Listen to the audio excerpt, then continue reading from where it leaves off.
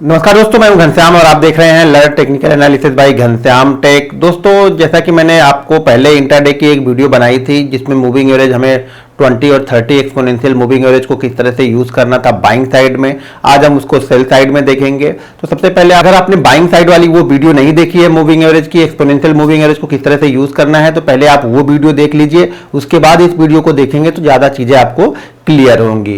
दोस्तों, अगर अभी आपने हमारे चैनल को सब्सक्राइब नहीं किया है तो प्लीज चैनल को सब्सक्राइब कीजिए और वीडियो पसंद आए तो प्लीज वीडियो को एक लाइक और एक शेयर जरूर करते रहिएगा और जो आपका सुझाव हो वो कमेंट बॉक्स में आकर के मुझे जरूर बताइएगा।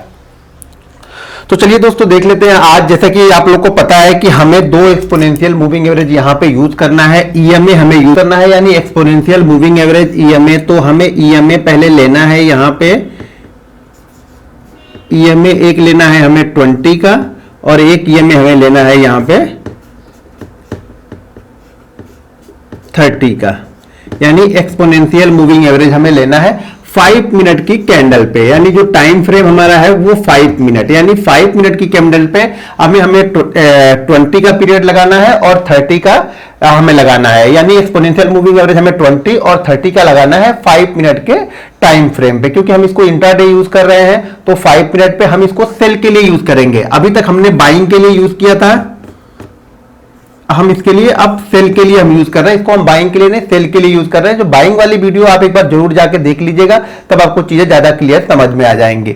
अब इसे हमें क्या करना है, जैसे मान लीजिए कोई स्टॉक सुबह मॉर्निंग में मान लीजिए ऊपर ओपन हो गया, हमने ये मान के चल रहा है कि वो स्टॉक में ऊपर ओपन हो गया।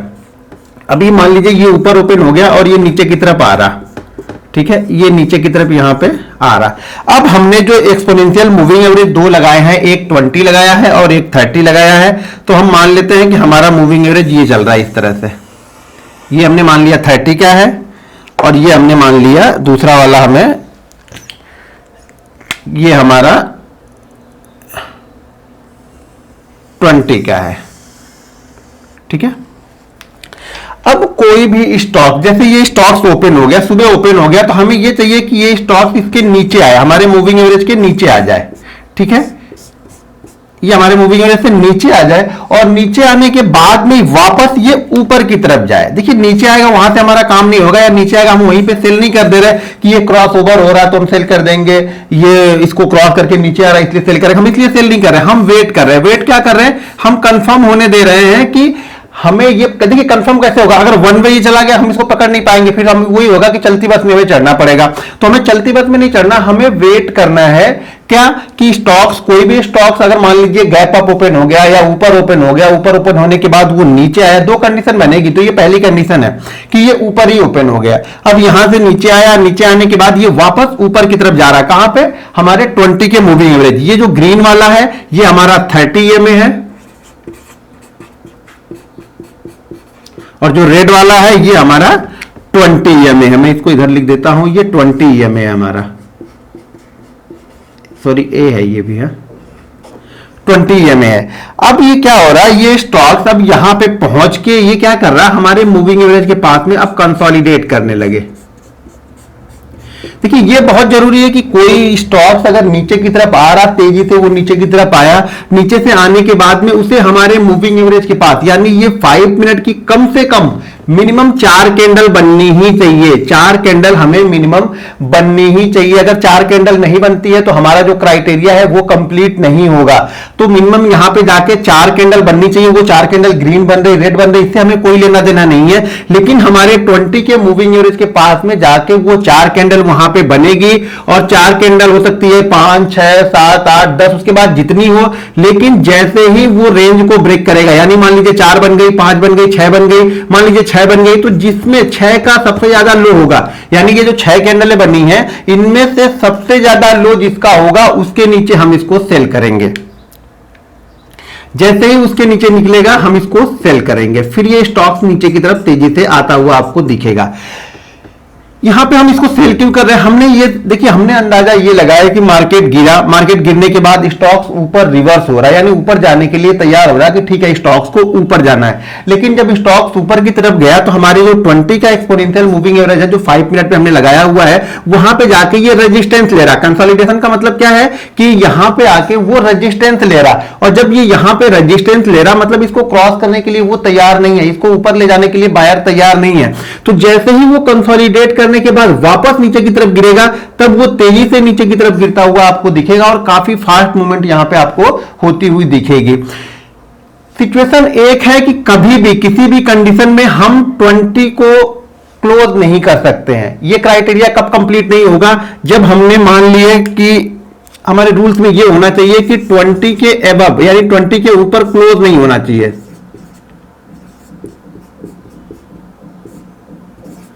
यानी 20 के ऊपर क्लोज नहीं होना चाहिए और 30 को टच भी नहीं करना चाहिए। मान लीजिए अगर इसमें से एक भी कैंडल ने जाके यहां पे 20 के ऊपर क्लोज कर दिया, तब हम इस स्टॉक्स को नहीं देखेंगे। ये स्टॉक्स हमारे लिए हमारे क्राइटेरिया से बाहर हो चुका है। मान लीजिए अगर किसी भी कैंडल ने 20 के ऊपर क्लोज तो नहीं किया, लेकिन उसने 30 को भी जाके टच करके वापस 20 के नीचे आ गया, तो भी नहीं चलेगा। 30 को टच नहीं करना चाहिए और 20 को क्लोज नहीं करना चाहिए। ये दो कंडीशन हमारी है, इसको बिल्कुल आपको ध्यान में रखना है। कोई स्टॉक्स ऊपर ओपन होने के बाद नीचे आए, नीचे होने के बाद ऊपर जा रहा, हम वेट कर रहे हैं। देखिए इसको जाना होगा ना तो ये फटाक से ऊपर की तरफ क्रॉस कर देगा, नहीं जाना होगा तो वो हमेशा हमारे मूविंग एवरेज जो 20 का मूविंग एवरेज है उसके पास में आएगा, वहां पे रुकेगा, कंसोलिडेट करेगा। कंसोलिडेट करेगा तब तक हमें कुछ नहीं करना है। कंसोलिडेट के बाद में जब वो नीचे की साइड में ब्रेक करेगा तब हमें इसे सेल करना है। जब हमने इसे सेल किया है तो हमारा स्टॉप लॉस 30 का ईएमए है। जब हमने सेल किया है तो हमारा स्टॉप लॉस इसमें क्या है? 30 का ईएमए है। कभी भी अगर बड़ी बड़ी कैंडलें बना के नीचे आ जाए तो स्टॉप लॉस को हमेशा आप क्या कर लो? 20 कर लो। ये स्टॉप लॉस साथ साथ में ये मूविंग एवरेज भी साथ साथ में ही हमारे आता रहेगा। जैसे जैसे हमारा स्टॉक नीचे की साइड में मूवमेंट करेगा, ये मूविंग एवरेज भी साथ साथ आता रहेगा। तो एक रीजनेबल, एक मान लीजिए कि आपको 1% के लगभग का प्रॉफिट हो रहा है, तो कुछ क्वांटिटी यानी 100 लिया है आपने, तो 60 को उसी फ्लो में अगर वो ऊपर फिर जाने लगता है तो आप क्वांटिटी का प्रॉफिट बुक कर लो, और जो बची हुई क्वांटिटी है उसका आप 20 का एक्सपोनेंशियल मूविंग एवरेज लगा के छोड़ दो। कहीं ना कहीं मार्केट उसको कट कर देगा, या आप उसको देखते रहिए। लेकिन ज्यादातर ये क्या होगा, जब भी ये 20 के नीचे जाएगा, तेज बड़ी कैंडल बन के आ जाता है, तो मैंने ज्यादातर देखा है कि फिर ये सारे दिन 20 और 30 के नीचे ही ट्रेड करता है, उसके ऊपर जाने की कोशिश नहीं करता है। तो ये हो गई पहली कंडीशन। दूसरी कंडीशन हमारे पास यहां पे है कि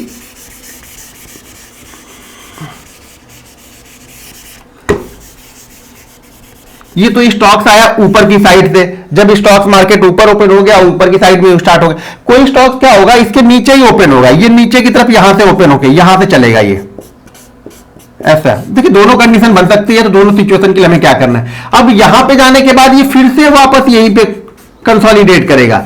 अगर इसे निकलना है, मान लीजिए किसी स्टॉक्स में खराब न्यूज आ गई, कुछ न्यूज आ गई, गैप डाउन ओपन हो गया, या स्टॉक्स पहले से ही गैप डाउन ओपन होकर ट्रेड कर रहा बिना किसी न्यूज के, तो भी ये क्या करेगा। मान लीजिए अगर देखिए जरूरी नहीं कि हर स्टॉक जाएगा, वहां पे जो जाएगा उस पर हम ध्यान रखेंगे और उसकी बात कर रहे हैं। नहीं तो आप लोग हर स्टॉक में लगा के देखना स्टार्ट कर देते हो। आप देखो, लेकिन आइडियल सिचुएशन आपको ढूंढनी पड़ेगी कि आइडियल सिचुएशन बन कहां पे रही है। तो यहां पे जाएगा और जब ये वापस फिर से इस मूविंग एवरेज के पास में नीचे से जाए तो भी इस मूविंग एवरेज के पास में कंसोलिडेट करे। बाकी चीजें सेम है कि यहां पे जितनी देर कंसोलिडेट करेगा उतनी हमारे लिए अच्छा है। फिर जैसे ही ब्रेक करेगा हम इसको यहां से सेल करेंगे। स्टॉप लॉस सेम है, कंसोलिडेशन का एरिया सेम है, बस अर्थ इसमें क्या है, पहले वाले में गैप अप ओपन हो रहे थे या हम ऊपर जाके आए मान लीजिए। लेकिन एक चीज हर समय ध्यान रखना है कि 20 हमेशा हमारे पास में होना चाहिए, 30 ऊपर होना चाहिए। जैसे कि हमने बाइंग साइड में देखा कि 20 ऊपर होगा, 30 नीचे होगा, सेल साइड में 30 नीचे होगा और 20 नीचे होगा और 30 ऊपर होगा। यानी जो कम पीरियड का मूविंग एवरेज है उसके पास में इसको कंसोलिडेशन करना है। ऐसा नहीं कई जगह क्या होगा, बहुत फास्ट गिरेगा लेकिन 30 ने अभी क्रॉस ओवर दिया ही नहीं होगा। तो ये आपको हमेशा ध्यान में रखना है कि ये 20 के पास में कंसोलिडेशन होना चाहिए। तो तेजी से आने के बाद ये 20 के पास में कंसोलिडेशन होना चाहिए और कंसोलिडेशन के बाद में ये सेल होना चाहिए। इसमें साइकोलॉजी या थिंकिंग हमारी ये है कि अगर बायर को ऊपर ले जाना है और यहां पे कंसोलिडेशन करने के बाद में वापस नीचे नीचे की तरफ ये मूव करता है तो इसका मतलब सेलर यहां पे फिर से एक्टिव हो जाएंगे और काफी तेजी से सेलर एक्टिव होंगे, क्योंकि वो जान चुके हैं कि बायर की अब हिम्मत नहीं बची है ये इसके ऊपर लेके जाए। तो यहां पे जो सेलर एक्टिव होगा वो काफी फास्ट एक्टिव होगा, तो कभी भी आप देखिएगा।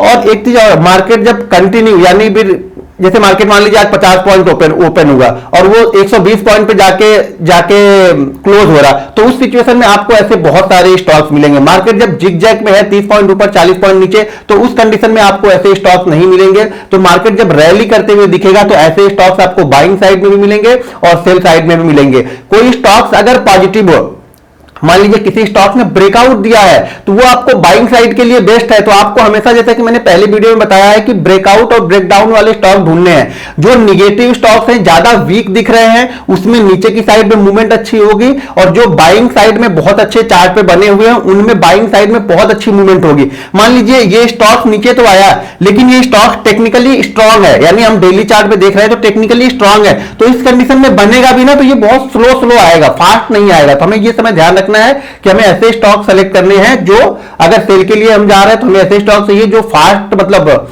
जिन्होंने ब्रेकडाउन दिया है, और जब बाइंग साइड में हम जा रहे हैं तो हमें ऐसे स्टॉक चाहिए जो ब्रेकआउट दिए हो। तो इस बात का ध्यान रखना है आपको। दोस्तों एक चीज हमेशा ध्यान में रखनी है कि हर स्टॉक, देखिए जब आप कोई भी स्ट्रेटजी या कोई भी चीज यूज करते हैं ना, तो 1 या 2 दिन में उसे जज नहीं कर सकते। आपको कंटिन्यू कम से कम 40 से 50 ट्रेड लेके देखना पड़ता है। आप लोग बैक टेस्ट करके देखते हो, वो भी गलत है। हमेशा फ्रंट टेस्ट करो, लाइफ बहुत बड़ी है दोस्तों। फ्रंट टेस्ट करके देखो, 20-20 क्वांटिटी ट्रेड करके देखो, 50 क्वांटिटी ट्रेड करके देखो। हमेशा वो क्वांटिटी ट्रेड करके आप देखो जिस क्वांटिटी से आपको डर ना लगे। जिस क्वांटिटी में ट्रेड करने में आपको डर लगेगा, समझ लेना वो स्टॉक्स मार्केट में आप पैसा नहीं लाके देगी। तो आप हमेशा उतनी ही क्वांटिटी ट्रेड करो जिससे आपको डर ना लगे और आप अपने रूल्स को बिल्कुल फॉलो कर सको। आप अपनी स्टॉप लॉस के लिए बैठे रहो, आप अपने टारगेट के लिए बैठे रह सकते हो। तो हमेशा वही चीज फॉलो करो जिससे आपको डर ना लगे। यहां पे इतनी बड़ी क्वांटिटी ट्रेड मत करो जिससे आपको डर लगे।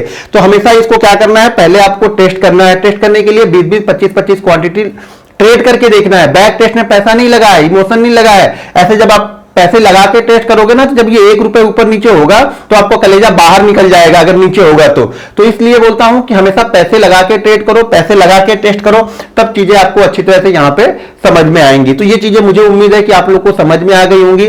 लेकिन जैसा कि मैंने बताया कि अगर आप बाइंग साइड जा रहे हो तो टेक्निकली जो चार्ट स्ट्रांग है हमेशा हमें उसे पकड़ना चाहिए, और अगर हम सेल साइड में जा रहे हैं तो जो टेक्निकली बिल्कुल वीक स्टॉक्स है उस पे हमें जाना चाहिए। तो दोस्तों ये थी हमारी आज की वीडियो। अगर वीडियो पसंद आए तो प्लीज वीडियो को लाइक कीजिए, शेयर कीजिए, और आपके जो सुझाव हो वो कमेंट बॉक्स में आकर के मुझे जरूर बताइएगा। मिलते हैं नेक्स्ट वीडियो में। जय हिंद।